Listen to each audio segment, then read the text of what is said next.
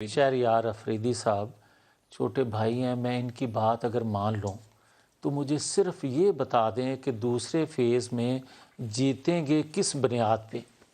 کیا اس وقت مہنگائی کم ہو جائے گی؟ کیا اس وقت روزگار لوگوں کو یہ دے لیں گے؟ کیا اس وقت گھر بنا کے لوگوں کو دے لیں گے؟ یا ڈالر جو ہے وہ 100 روپے پر پھر لے آئیں گے؟ یا پاکستان کے اندر نئی انڈسٹری لگ جائے گی؟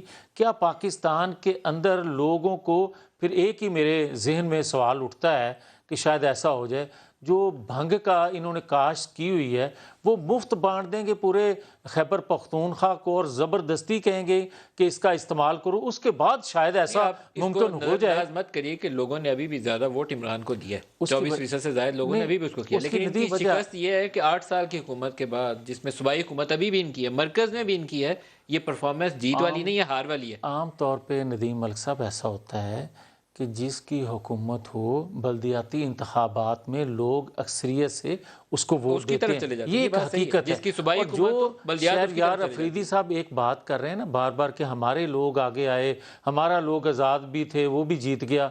بھائی آپ کو یہ یاد ہوگا تو 2018 میں آخری دن ہمارے ٹکٹ واپس کر کے لوگوں نے آزاد الیکشن لڑے تھے کہ نہیں لڑے تھے؟ کیا ہم اکاؤنٹ کریں گے ان کو؟ کیا ہم یہ کہیں گے کہ یہ ہمارے ہی ووٹ تھے؟ کیا ہم یہ کہیں گے کہ ہم جیتے ہوئے تھے؟